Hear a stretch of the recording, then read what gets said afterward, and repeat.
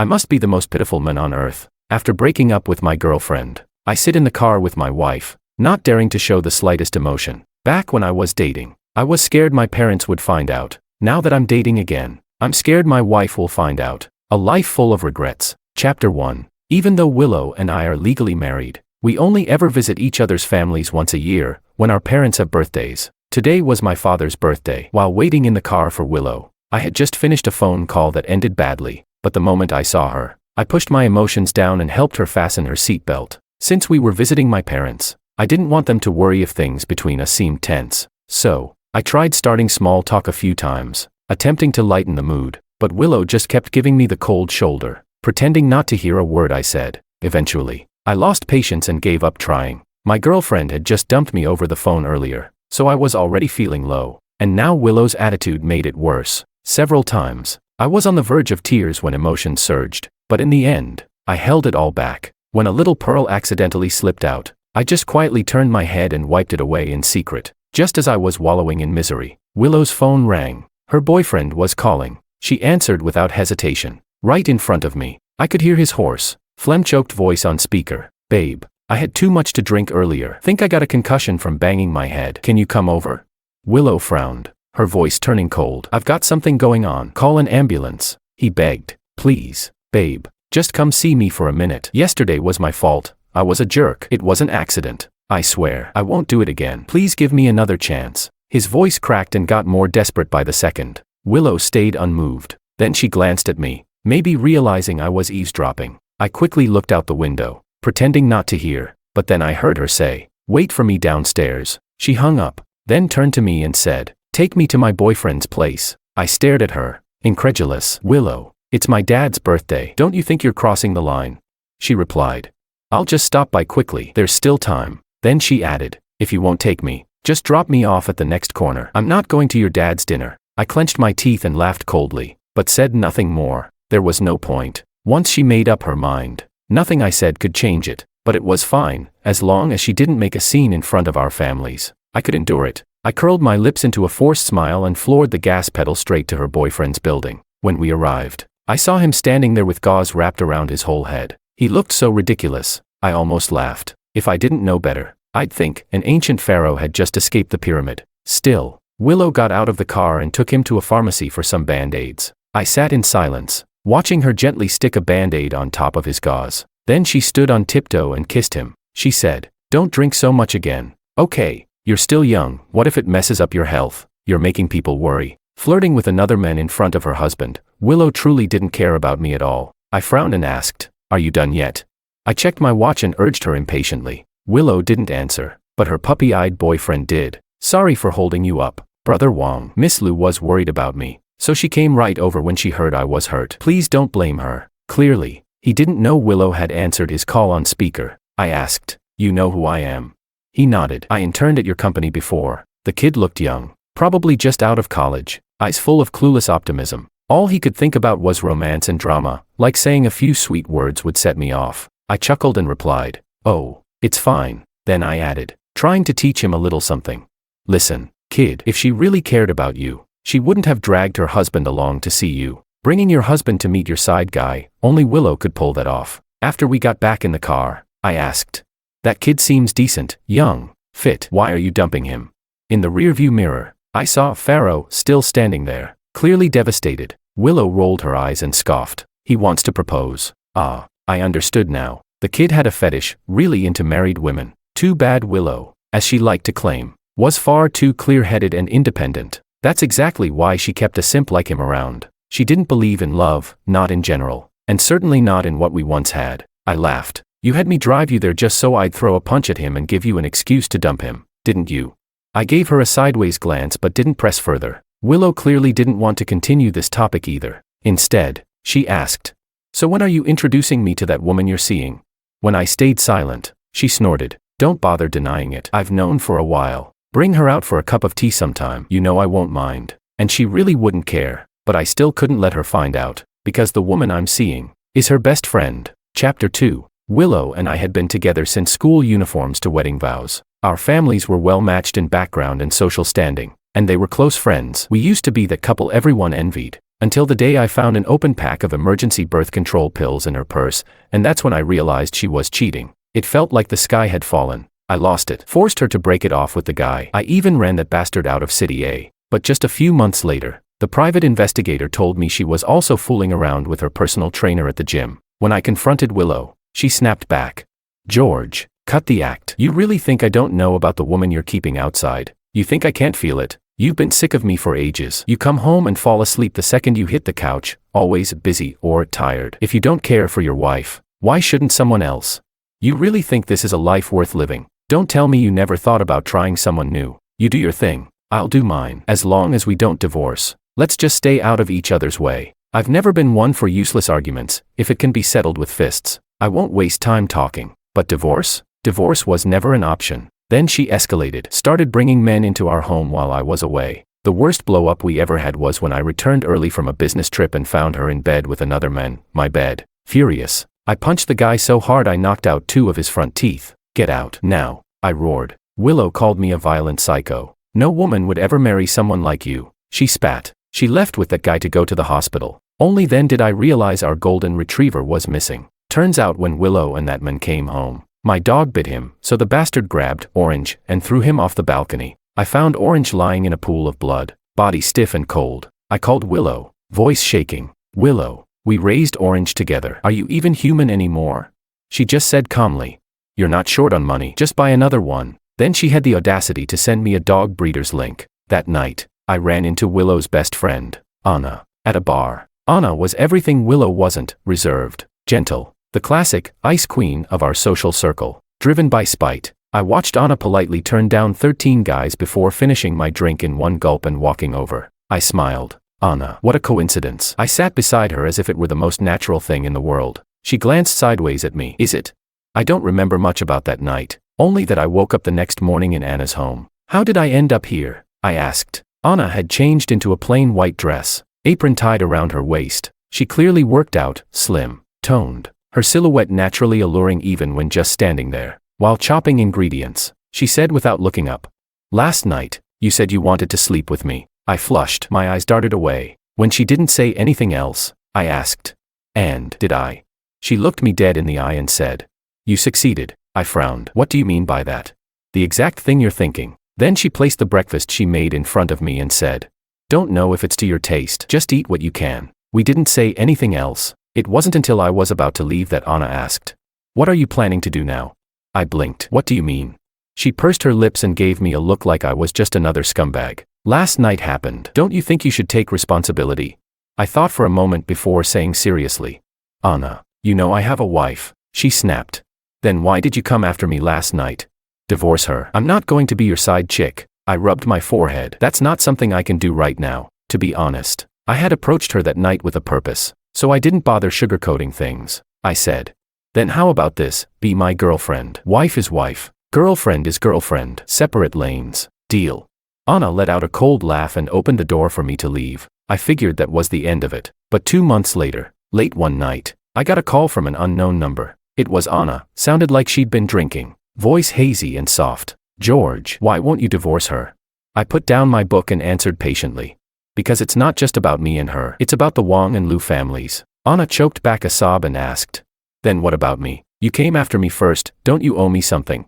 I said, if you accept my arrangement, I'll take responsibility. The line went silent. I didn't hang up. I waited. Finally, after a long pause, I heard her resigned voice. Okay, I accept. After that, we traveled abroad together. In the neighboring city, we held hands like any normal couple, watched movies like teens on a date. Anna was sweet, always came when I called. She never brought up divorce again, until that one trip, when I got into a car accident. Chapter 3. In my phone's contact list, everyone's saved under their real name, except Anna. Her contact name is Girlfriend. She changed it herself one time while playing with my phone, secretly edited it. So after my car accident, the police contacted Anna directly based on that label. At the hospital, a family member had to sign off. I said, call Willow. My parents are too old to be dragged out in the middle of the night. But when I regained consciousness, the first person I saw in the hospital room was my mom. She asked a few worried questions, then stepped out. After she left, I turned to Anna and asked, why did my mom come?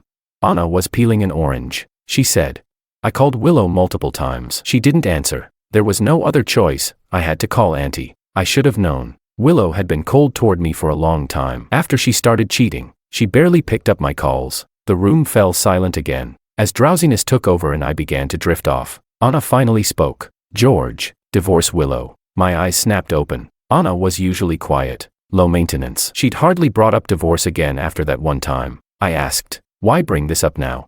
Anna finally looked up at me. Only then did I notice how pale and worn out she looked. Her eyes were red. She must have stayed by my side all night and barely rested. Her voice trembled. I don't want to keep being the secret side woman. I want to stand beside you in the open. I'm afraid that if something like this happens again, I won't even have the right to sign for you as next of kin. I'll just be pacing around, helplessly calling your wife again and again. I don't want to lie and say I'm just a friend when your parents ask who I am. But George, we're not friends, and I don't want to be your friend. She broke down crying in front of me. This time, I couldn't bring myself to say no, but I also knew it wouldn't be so easy for Willow and me to divorce. She said, George, make up your mind. Either break up with me, or divorce Willow. Until you decide, I won't bother you again. That day, Anna took care of everything at the hospital. She arranged a caregiver, set up my meals, even put my favorite books at the bedside. But after that, she really didn't show up again. Chapter 4. Every year on my dad's birthday, my mom gives the housekeeper the day off.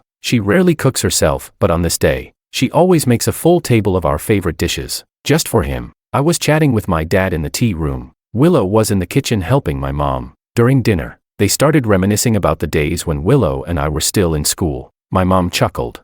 You two were secretly dating back then, but both families had already figured it out. You two were the only ones stubborn enough to keep denying it. Thinking back, I couldn't help but sigh. Life really is absurd sometimes. Back then, we were scared of our parents finding out we were in love. Now that we're married, we're scared of our spouses finding out we're in love. A lifetime of regrets. The thought made me laugh quietly to myself. After dinner, I went out with my dad to pick up a package. He suddenly asked, what were you thinking about at dinner? I saw you smiling to yourself. I shook my head. Nothing much. Then I said, Dad, if I divorced Willow, would you and Mom be against it? He let out a sigh. We've known something's wrong with your marriage for a while now, he said. But since you never brought up divorce, we didn't say anything either. He looked me straight in the eye. Your mom and I only have one son. Whatever you decide to do, as long as you've thought it through, we'll support you. He added, if the two of you don't want to be together anymore, then just get divorced. What's the big deal?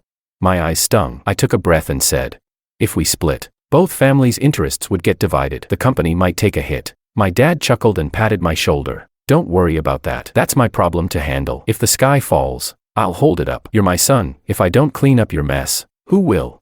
Whatever you want to do, George, go for it. I'll always be your backup. Even so, when real stakes are on the line, I knew I still had to think carefully. Chapter 5. That night, Willow and I left my parents' place. As soon as we pulled out of their neighborhood, a man suddenly darted into the street. Thankfully, I hit the brakes in time. Still shaken, I looked up and realized the guy blocking our car was the same young man from earlier today. I was about to roll down the window and curse him out.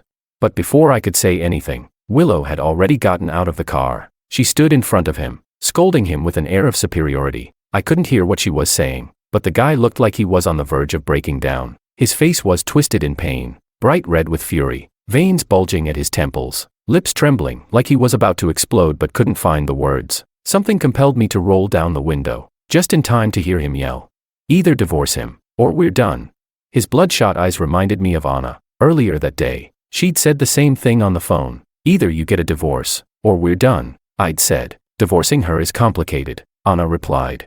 Then break up with me. It's not like I'm anything more than your on-call entertainment anyway. Breaking up is easy, just a single sentence from you, George. Then she hung up on me. Thinking about it now, I sighed. Willow, of course, handled things differently. She sneered. Oh, look at you growing a backbone now. Fine, break up it is. What? You think I'm scared? In a minute, I'll have my husband drive me to pack my bags. I was speechless, but the guy changed his mind right after. He dropped to his knees. I don't want to break up, he pleaded. Please divorce him. Willow, I really love you. Will you marry me? I'll treat you right, I promise. Willow scoffed. You'd really marry me if I got divorced? Suddenly his eyes lit up. He nodded like a bobblehead. Of course I would. But Willow wasn't buying it. She sneered. You say that now just to get me to leave my husband. If I actually did, you'd just feel proud that you tricked me. Isn't that right? You men only like me because I'm someone else's wife. You think I'm stupid. You feed me sweet talk so I'll divorce for you, but it's all just to feed your own ego. Marry me. Who'd marry a woman who cheated on her husband? He tried to explain, but Willow was done. She flipped her hair and snapped. If you want to break up, then go. Don't ever bother me again. She turned to leave, still not giving up. He grabbed her arm. Don't go, babe. I'm sorry. Okay, you don't have to divorce him. Can we just not break up?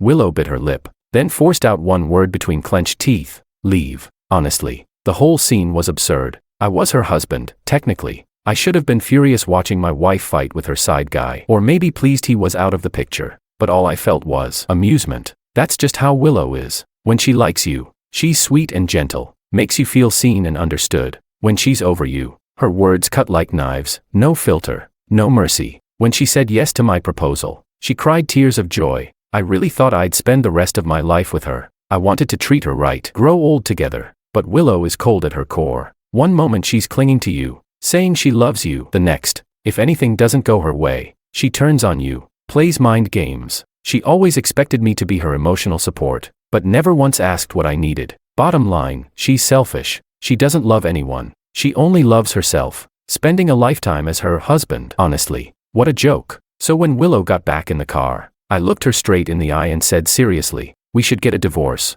She frowned. Where's this coming from all of a sudden? I mean it, I said. Willow, let's get a divorce. She frowned deeper. There's gotta be a reason. Is it because of that guy back there? I chuckled. Not really. The woman I've been seeing outside, she's demanding a divorce too. Says if I don't let her move up, she's leaving me. Willow snorted. Then let her leave. Go find another. Why are you always so indecisive? I shook my head. Willow, I'm not like you. I actually like her. I don't want to lose her. So yeah, we're getting divorced. She looked at me like I was being ridiculous. George, are you serious? She's just your side piece. You know how much of a mess divorce would cause for us. I lit a cigarette. Indifferent. A few $100 million, probably. Willow hated the smell of smoke, but I didn't care enough to stop. She pinched her nose. George, just throw some money at her and be done with it. If you don't know how to handle it, I can help, I replied.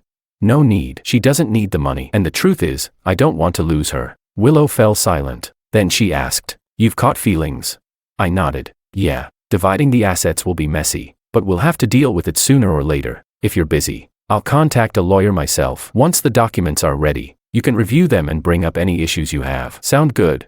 Willow didn't answer right away. Instead, she asked, who is she? I wasn't sure if she'd figured it out. I smiled and said, that's none of your business. We agreed from the start, live your own life. Stay out of mine, remember? The car reached our destination. I said, this is your stop. I'm going to pick someone up, so head home yourself. I'll be in touch once the papers are drafted. Chapter 6. Just as Willow stepped out of the car, a female voice called from behind us. George. I turned and saw Anna walking toward me. She glanced briefly at Willow, then naturally slipped her arm through mine. She asked, was what you texted me earlier true? I nodded. After making up my mind, I had sent her a message. I didn't expect her to come so quickly. Willow looked at Anna, then looked back at me. She said, don't tell me the woman you've been seeing is Anna. I neither confirmed nor denied it. I just turned to Anna and said, let's go. But Willow rushed over and blocked our way. Angrily, she demanded, George, answer me. Is Anna the one you've been seeing? I frowned. Does it matter? It matters. Willow shouted. I never hooked up with your friends. I chuckled. Even if you tried, they wouldn't go for you. My guys like them young. You're not their type. Move. Willow didn't budge. She glared at Anna and said bitterly, I thought you were my best friend, and you steal my husband. Anna tilted her head slightly and smirked. Do you really think we would have ever met if it weren't for your husband? If it weren't for George, you think I would have ever agreed to be your best friend? Not only did Willow go silent, even I didn't know how to respond. Back in the car, I turned to Anna and asked, what did you mean by that? Anna gave me a sidelong glance. Exactly what I said. I clarified, did we know each other before? Anna's expression was hard to read. Just when I thought she wouldn't answer, she said, we were classmates for 3 years in middle school. I also went to the affiliated high school. I tried to recall, but for the life of me, I couldn't remember her from back then. We're here, I said as we arrived at our destination. Before getting out, Anna turned to me and asked, George, when will you finalize the divorce? Leaning against the car door, I replied, I'll have the lawyer start the asset division tomorrow, then speak to Willow after that. Anna's eyes lit up. She smiled and asked, are you sure? I answered. Yes, she asked. What if Willow refuses to divorce? I looked at her and said clearly. She'll agree. Suddenly, Anna threw herself into my arms. With a trembling voice, she said, George, the way I was raised, I was taught never to interfere in someone else's marriage. When I heard you were married after coming back to China, I had no intention of bothering you, but then I saw it with my own eyes, your wife cheating on you, and I saw you drinking alone at a bar. My heart shattered. I couldn't stand Willow. When my friend introduced her to me as her bestie, I wanted to say no, but knowing she was your wife, somehow I agreed to meet her anyway. Later, seeing you drinking like that, I wanted to go over to tell you to divorce her and stop hurting yourself, but what right did I have? We weren't even friends. To you, I was probably just your wife's friend, nothing more. I never imagined you'd actually approach me first. You don't know how happy I was in that moment. That night, nothing really happened between us. I lied to you. I just didn't want you to leave and disappear.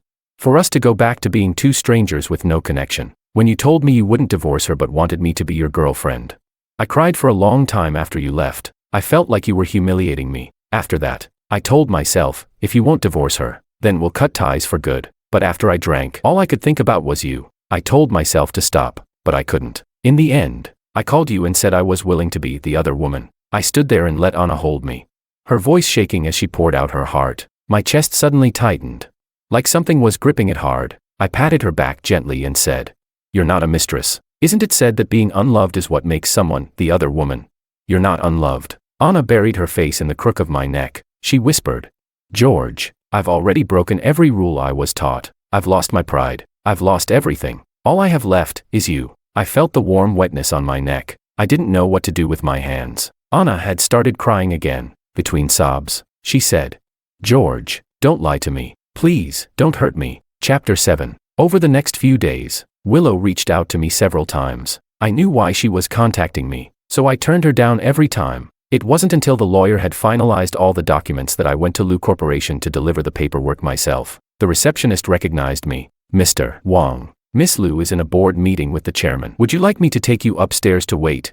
I replied, No thanks. I'll head up myself. Still, she kindly helped me press the elevator button. I took the elevator to the top floor. As I was about to walk to Willow's office to wait for her, a broad-shouldered man stepped in my way. He looked me up and down with arrogance. What department are you from? He barked. You blind or something? You think you can just stroll into Miss Lu's office like this is a wet market? I didn't recognize him, but the badge around his neck read executive assistant. So this was Willow's new assistant. I immediately understood the situation. His voice was loud, and people were starting to glance our way. One of the older employees recognized me and rushed over, pulling him aside. I'm so sorry, Mr. Wang. He's new and doesn't know who you are. Please don't take it personally. You're here to see Miss Lu, right? She's in a meeting with Chairman Lu. Please wait a moment. I nodded and walked straight into Willow's office. Behind me, the assistant was still grumbling. Who the hell does he think he is? Why are we just letting him waltz in? The other guy tried to hush him. Are you nuts? That's Mr. Wang, Miss Lu's husband. If you get your face smashed in later, don't say I didn't warn you. The assistant sneered. Him? I'm supposed to be scared of him. Please, if anything, I'd be the one doing the smashing. He peeked through the crack in the door, then deliberately raised his voice. Besides, everyone in the company knows Miss Lu's husband keeps a side chick. If I beat him up, Willow would probably thank me. I just smiled to myself. No point bothering with him. Willow and I were getting divorced anyway. Soon, Willow came in. She said, I've been trying to reach you these past few days, but you kept saying you were too busy. Now you suddenly have time to come over.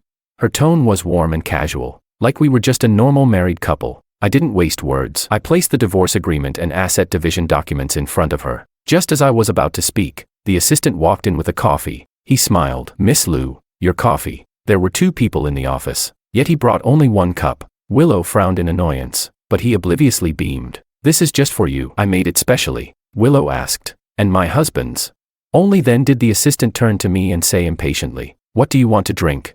I replied, Nothing. I just came to say a few things, then I'll leave. Now, could you step out? Willow and I have serious business to discuss. But the guy was an idiot with zero awareness. He stood there, glaring at me, refusing to move, until Willow finally snapped. What's wrong with you? My husband asked you to leave. What are you still doing here? The assistant huffed. I'm just looking out for you. What if he tries to screw you over? Willow clenched her teeth. Are you insane? What happens between me and my husband is none of your business. Grumbling, the assistant finally left, Willow pressed her lips together. He's not usually like that. My dad said he's talented. That's the only reason he's still here. No idea what got into him today. I chuckled. Probably sees me as some kind of rival. Willow's eyes flickered. She said, I can ask my dad to have him transferred. No need. I looked at her. It doesn't matter anymore. We're getting divorced. Whether you want to play the role of the cheating wife or the ice-cold CEO, it has nothing to do with me now. I laid the divorce agreement open on the table. This is the property division. If you're unhappy with anything, say so now. I'll be blunt. What's up for grabs are a few villas and cars. Everything else isn't in my name. So even if you wanted a piece, you couldn't get it. To be specific, the villas I purchased after our wedding stay with me. The car my parents gave you goes to you. Of the other properties, 2 in South City are yours. The ones in West and East Loop go to me. Willow didn't even glance at the paperwork. She looked at me instead. Do we really have to divorce?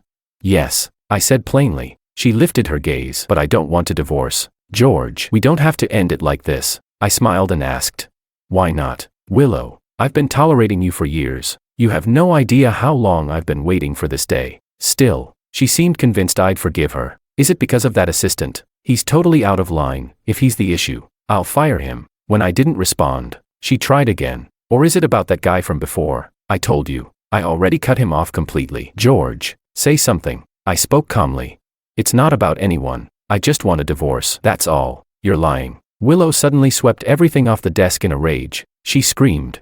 Not about anyone. You're divorcing me because of Anna, that home-wrecking slut. She lunged at me, scratching and clawing. You fell in love with her. How dare you fall in love with her? I slapped her across the face. Don't you fucking lose it in front of me. I shoved her off, stood up, and said coldly, if you won't sign the papers, we'll let the court handle it. Chapter 8. After attending an event, I was just about to get into my car when Anna suddenly appeared in front of me. She smiled and said, what a coincidence. Mr. Wong, mind giving me a ride? On the way, I asked. Want to grab something to eat before heading home?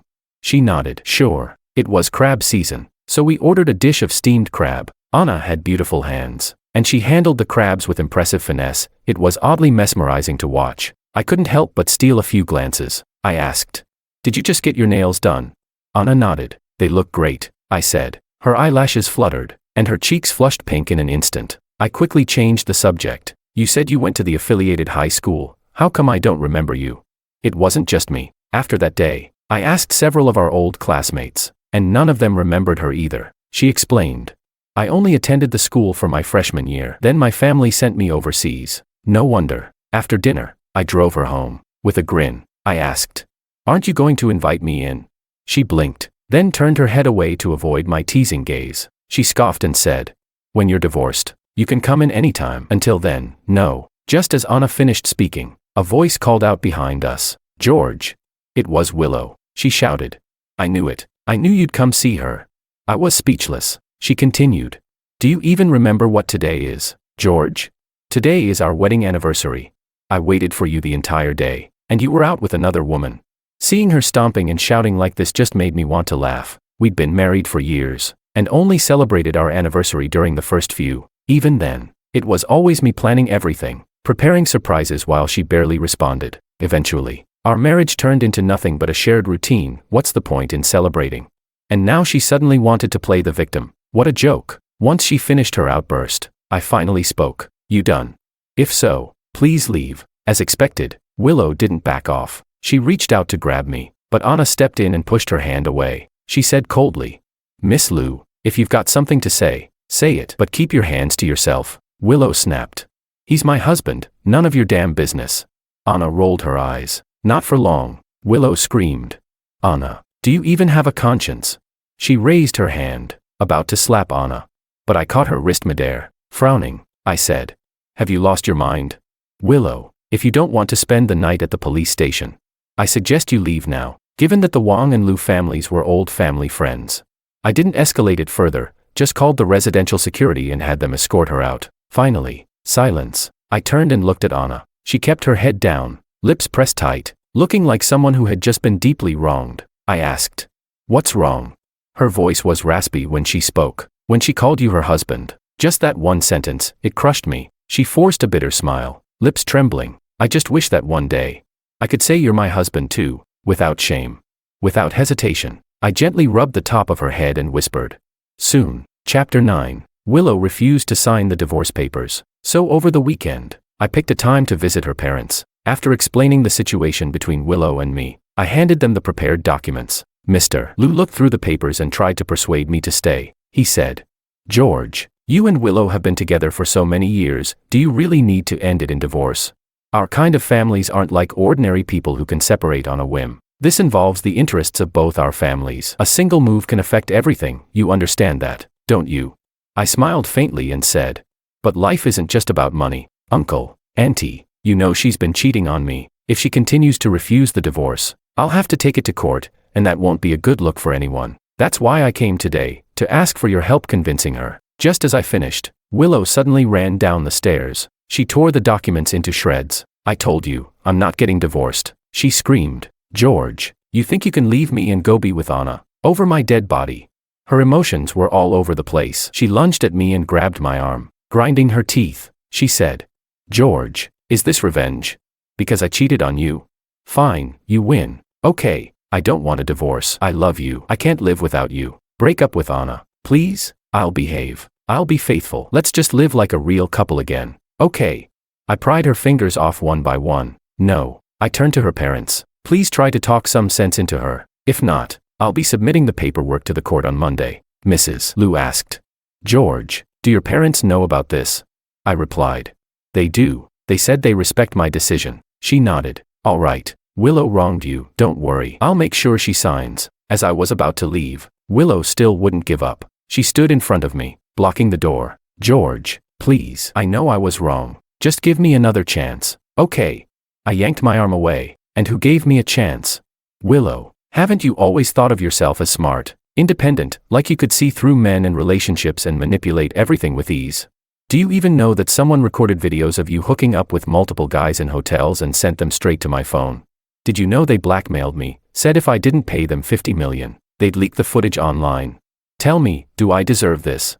Willow's pupils shrank. She choked out, I didn't know. I didn't know you went through all that." I cut her off. "What are you thinking? Of course I didn't pay them. Why the hell would I give them a dime?" I paused and gave her a dry smile. "So, congratulations, you're officially a trending internet celeb now." She didn't stop me again. Just as I reached the door, Mrs. Lou slapped her hard across the face. "Willow, do you even know what shame is? How did I raise someone like you?" Chapter 10. As I was leaving the neighborhood, I ran into an old high school classmate. "Back in school, we used to hang out, but eventually lost touch," he said. "I heard from some classmates you've been asking about Anna." I nodded. "Yeah, someone said she went to our high school, but I didn't remember her, so I asked around." He looked surprised. "You forgot. Anna was in our class for all 3 years of middle school, and in high school. She sat right in front of you during freshman year. She used to be kind of chubby, then suddenly went abroad." His words sparked a vague memory. "There was a girl like that, quiet, shy, always blushing when you talked to her," he continued. "She didn't have many friends back then. None of us knew she was the daughter of the Sue family. But wow, talk about a glow-up. She's tall, gorgeous now," he added. "If you want her number, I could ask my wife. Anna knows her." I smiled and shook my head. "No need, thanks." We chatted briefly and I said goodbye. But just as I took a few steps away, he called out again. "George." "Yeah. There's something I'm not sure if I should tell you." I raised an eyebrow. He sighed. "This is my bad. Really. Back when Anna and I were neighbors, before she went abroad, she gave me a letter, a love letter, for you. She asked me to give it to you, but I lost it. Later, when you got with Willow, I didn't bring it up again. I'm sorry. George, did I mess things up for you?"